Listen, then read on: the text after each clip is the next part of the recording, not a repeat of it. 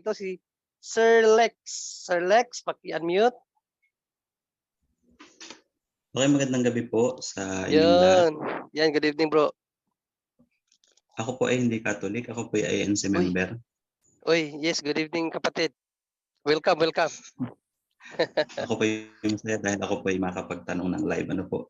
Mm, Tanong ko lang po, ano po ang inyong pananaw tungkol po dun sa sa Inquisition? Totoo po ba na nagpapatay po ang mga pari para ma-convert nila yung mga tao sa Catholicism? Okay, Bro Wendell? Salamat. Okay, napakaganda na tanong ng ating kapatid tungkol sa Inquisition, no? Dahil isa yan sa tinatalakay ng mga ministro ni Felix Manalo gamit ang mga aklat Katoliko, pinuputol-putol nila ang una. Ano po ba ang kahulugan ng Inquisition? Ang Inquisition ay nangangahulugan sa Latin inquisare. Inquisare meaning to investigate, no? Yun po ang kahulugan. Bakit po kailangan na mag-investigate ang simbahan? Dahil kung tingnan natin ang mga kalaban outside the church noon sa history na ang pamagat Church History by Ernesto Parbonici 290, Albigensian heresy was a very grave danger to the welfare of the state. It advocated suicide, murder, and the destruction of the churches and monasteries. Yung Albigensian heresy, yun po ang katuparan sa palaging binabasa na unang Timoteo Kapitulo 4, versikulo 1 hanggang 3. Nagbabawal sa pag-aasawa, nagbabawal sa pagkain ng lamangkati. Dahil yun ang, sa footnote ng ginagamit nilang unang Timoteo, nakasulat niya na ang tinutukoy ay Albigensian heresy. So, ngayon, bakit kailangan na mag-establish ng Inquisition? Dahil iniimbestigahan talaga kung sino itong mga nagtatagong mga miyembro ng Albigensian heresy. Ito sa Cathedral and Crusade, Volume 2, page 307, the Inquisition was established to counteract this danger. It was the strictest tribunal to protect the public safety of Christendom. Hence, its severity, forcible suppression of heresy was not invented by the church. Hindi ang simbahan ang nag-imbento sa suppression, kundi ang gobyerno. Kaya, merong Inquisition na nangyari, iba ang tinatawag na Ecclesiastical Inquisition at iba din yung Spanish Inquisition. Although, sa Church History by Ernesto Parbonici, page 229, ang mabasa natin, in 1476, King Ferdinand and Queen Isabella of Spain obtained Pope Pius the Fourth permission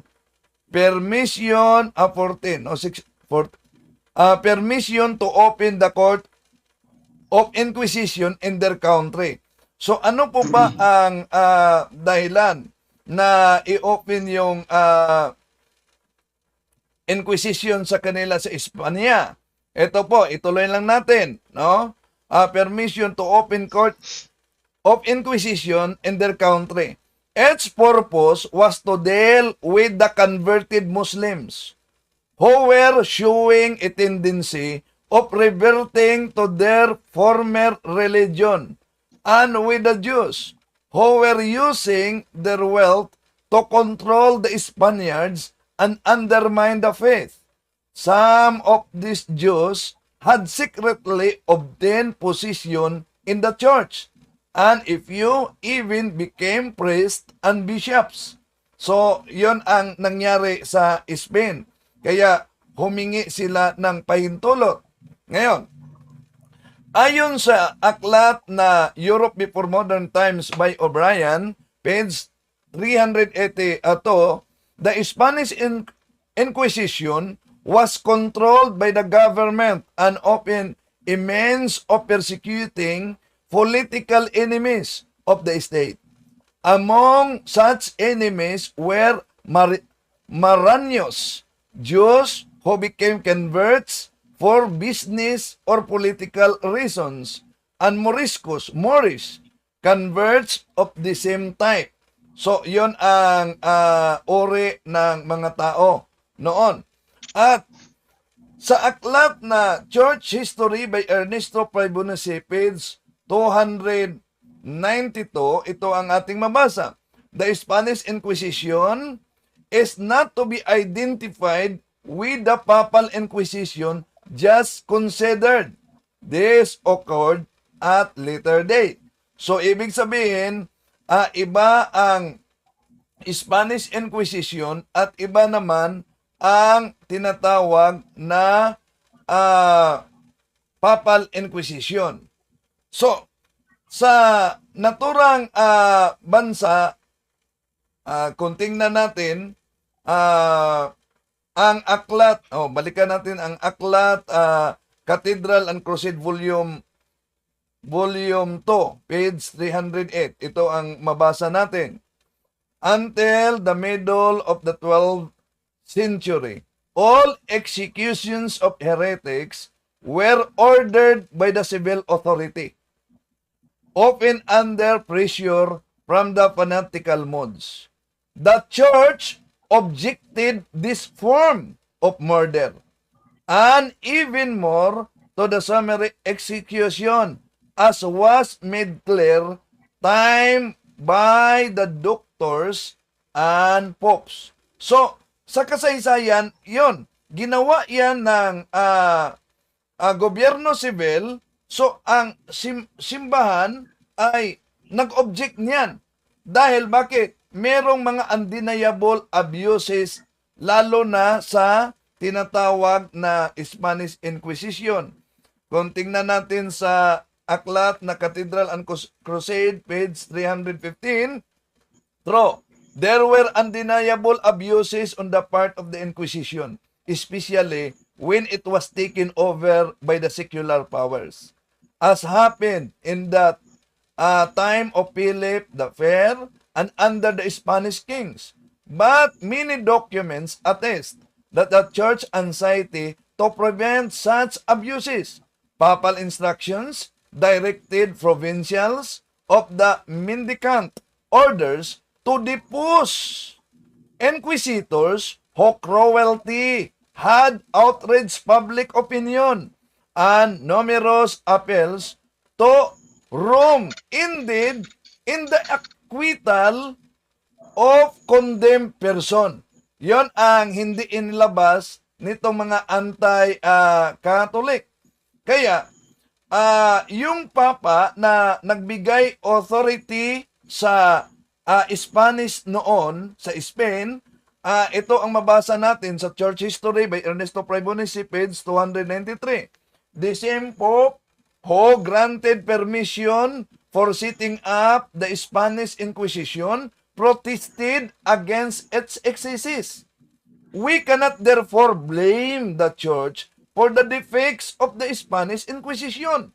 Pero ito ang itinitira ng mga ibang, lalo na sa Iglesia ni Cristo at kay Soriano. Sa Europe Before Modern Times by O'Brien, page 367, ito ang nakasulat. The number of those handed over to the state to be executed as stubborn heretics has been greatly exaggerated. Pinalaki nito nila ang numero. Bakit? Ano po ba ang nakasulat sa kasaysayan? Ito po ang nakasulat sa kasaysayan. Ito ang reality. Church History, page 293.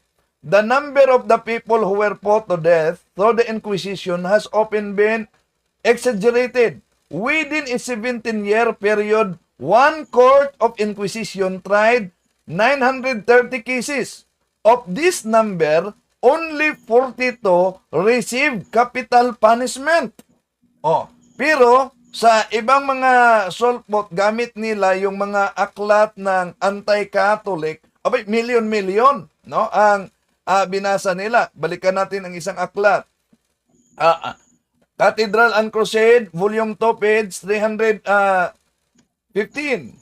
Out of 930 sentences pronounced by Bernard Guay over a period of 15 years, 139 were acquittals, 132 canonical penances, 152 orders to go on pilgrimage, 307 imprisonment, only 42 deliveries to the secular arm. 42 sa kasaysayan ang na-deliver sa secular arm. At ito, ginagamit ito sa mga ministro ni Felix Manalo na aklat, pero meron silang iniwasan. Meron. Ano po ba yung iniwasan nila? Dahil ito'y ginagamit. Pakita ko yung page 96 sa naturang aklat. By the 13th century, the task of confronting heresy had developed upon the new mendicants religious orders founded by Saint Dominic and Saint Francis, which were mainly dedicated to preaching the faith. The aim of these Dominican and Franciscan inquisitors was the conversion of the heretics, not his extermination. Yun ang nakasulat, no? Hindi pala ang pakay na ipatay. Dagdagan pa natin sa page 88 ng naturang aklat dahil ito isa sa mga ginagamit nila, pero may pahina silang iniwasan.